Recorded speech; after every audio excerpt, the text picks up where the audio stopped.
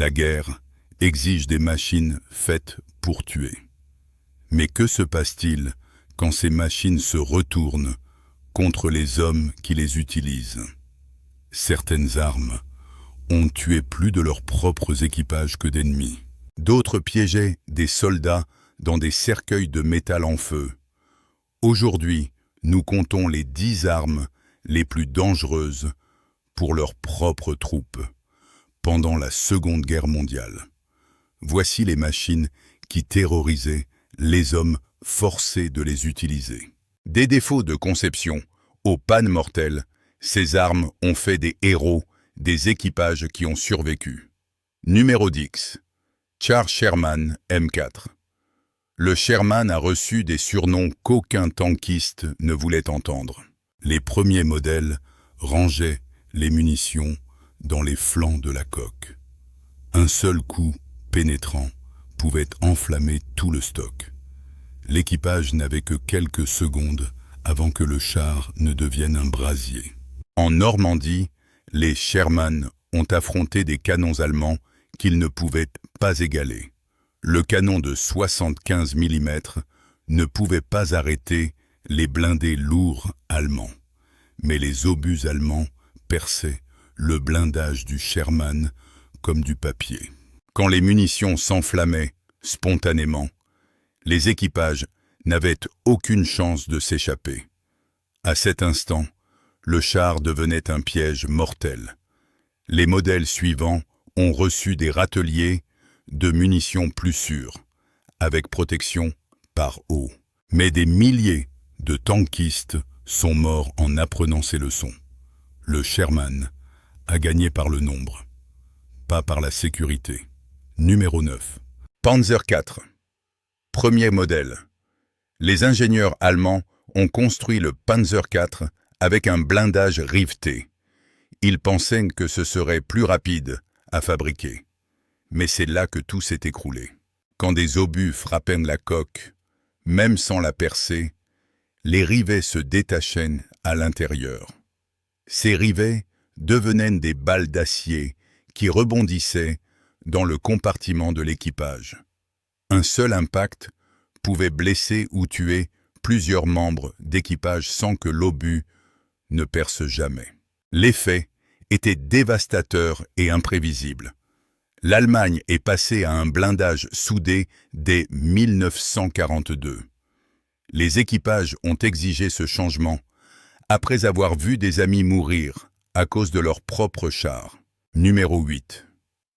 Mitsubishi A6M0.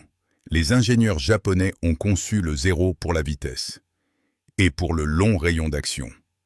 Ils ont atteint ces deux objectifs, en retirant tout le reste. Le 0 n'emportait aucun blindage. Il n'avait pas de réservoir auto-obturant. Une seule balle traçante pouvait enflammer tout l'appareil. Les pilotes américains ont appris à exploiter cette faiblesse. Une courte rafale d'une mitrailleuse de calibre 50 transformait les 0 en boules de feu. Le pilote n'avait presque pas le temps de réagir. La plupart ne s'en sortaient pas. Le poste de pilotage devenait un crématorium à 20 000 pieds. Les commandants japonais connaissaient le danger, mais ils ne l'ont pas corrigé. Ajouter du blindage réduisait le rayon d'action. Alors les pilotes mouraient dans des appareils qui brûlaient au premier impact. Numéro 7. Char d'infanterie. Matilda Mark I. Le Matilda britannique était une forteresse lente. Son blindage était épais. Son canon suffisait. Mais le compartiment de l'équipage était un cauchemar. 4 hommes travaillaient dans un espace à peine assez grand pour 2. Le Matilda avait de mauvaises trappes de secours. Quand le char était touché et prenait feu, l'équipage ne pouvait pas sortir assez vite. Puis vint l'erreur qui condamna tout l'équipage. Les trappes étaient trop petites et mal placées. Des hommes piégés à l'intérieur hurlaient, tandis que les flammes les dévoraient. Les équipages de chars redoutaient l'affectation au Matilda. Le char pouvait survivre à l'impact. Souvent, l'équipage ne survivait pas. Numéro 6. Boeing B-17 Forteresse volante. La forteresse emmenait 10 hommes en enfer à 25 000 pieds. Les températures sont tombées à moins 50 degrés. Le système d'oxygène tombait souvent en panne. Les équipages s'évanouissaient et gelaient à leur poste. Les mitrailleurs latéraux restaient exposés au vent qui hurlait par les ouvertures de tir. En quelques minutes, des engelures frappaient les doigts et les orteils. Les hommes portaient des combinaisons chauffées électriquement. Parfois, elles faisaient court-circuit et les brûlaient. Ce qui arriva ensuite choqua même l'aviation. Lors des longues missions, des membres d'équipage étaient retrouvés morts à leur poste, gelés raides. La tourelle ventrale était la pire position. Le mitrailleur pendait sous l'appareil, dans une minuscule sphère métallique. Si l'hydraulique tombait en panne, il était piégé. Si le train d'atterrissage était endommagé, il était écrasé à l'atterrissage. Les équipes au sol devaient parfois nettoyer les restes. Numéro 5. Char lourd Tiger I. Le Tiger terrorisait les équipages de chars alliés. Son canon de 4,28 mm pouvait détruire n'importe quel char à longue distance. Son blindage était presque impossible à percer de face. Mais le Tiger tuait ses propres équipages à cause de pannes mécaniques catastrophiques. La transmission tombait sans cesse en panne. Les réducteurs finaux cassaient sous l'énorme poids du char. C'est là que le cauchemar commençait vraiment. Plus de Tiger ont été abandonnés par leurs équipages que détruits au combat. Une étude britannique a recensé 44 Tiger détruits ou abandonnés par leurs propres équipages.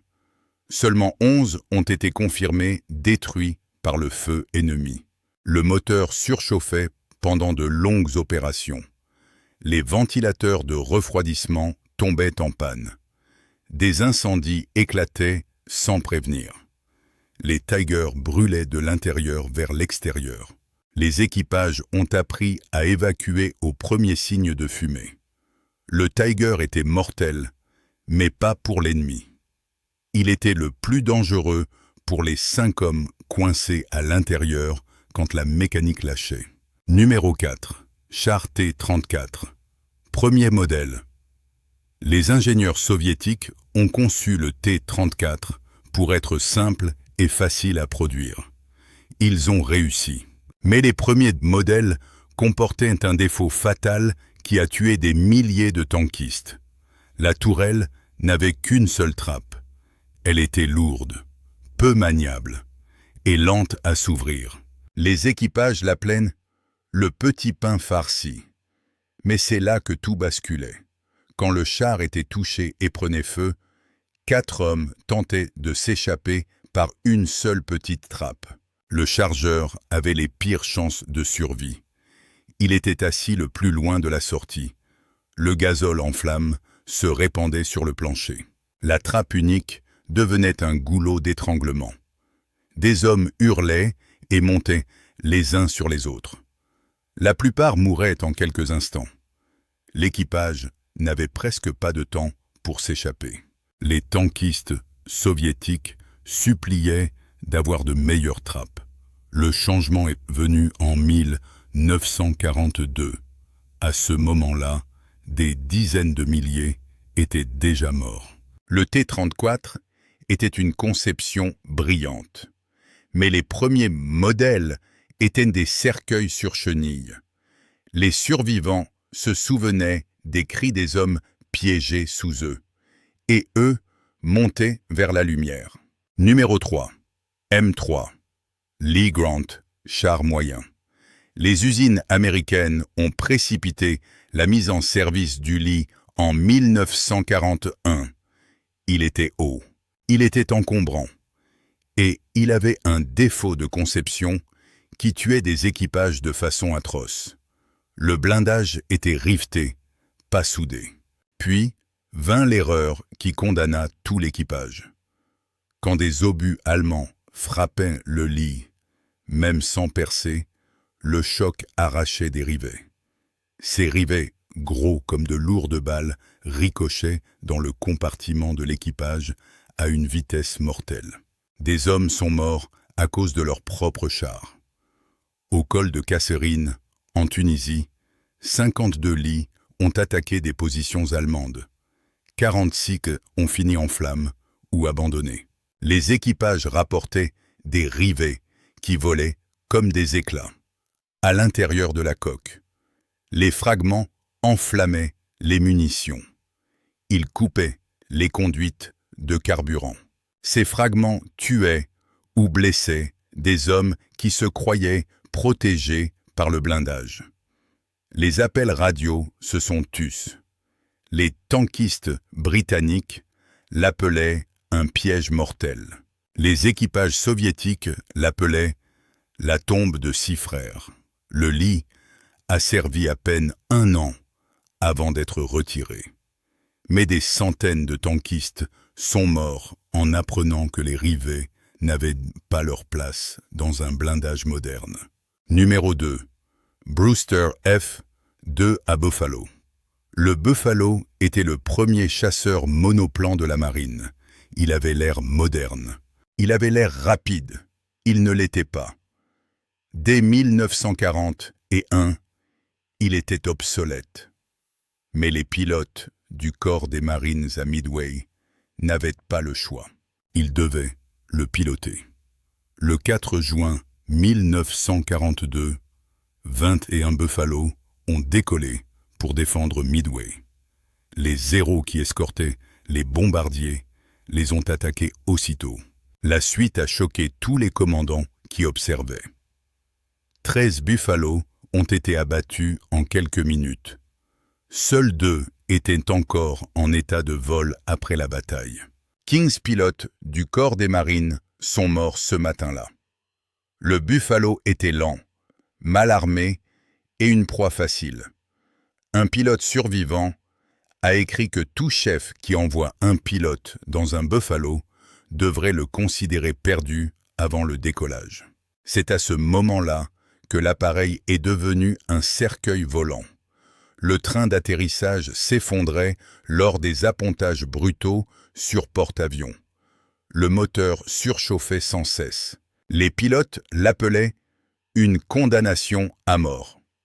Le Buffalo a tué plus de pilotes américains à cause de sa mauvaise conception qu'il n'a jamais tué de Japonais.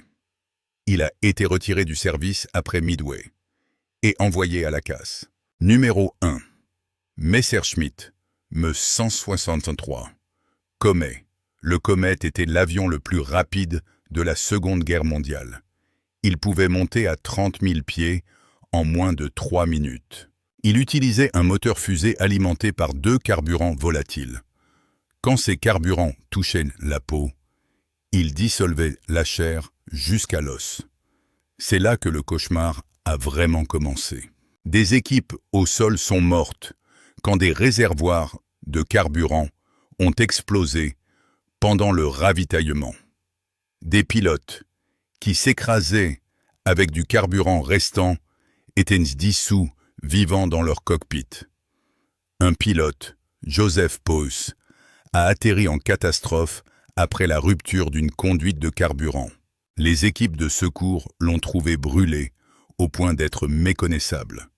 Le Comet n'avait que 8 minutes de vol motorisé. Après cela, les pilotes rentraient en planée, sans moteur et sans échappatoire si des chasseurs ennemis les trouvaient. L'atterrissage était mortel. Le patin d'atterrissage cédait souvent. Les réservoirs de carburant se rompaient à l'impact. Les flammes envahissaient le cockpit en un instant. Le Comet a remporté 9 victoires confirmées, mais 10 comètes ont été perdus au combat. Au moins 9 autres pilotes sont morts dans des accidents liés au carburant. Les pertes du personnel au sol restent inconnues. La tragédie a obligé les concepteurs à tout repenser. Le Comet a tué plus d'Allemands que d'ennemis. Son épave raconte encore l'histoire de l'arme la plus dangereuse jamais confiée à un pilote.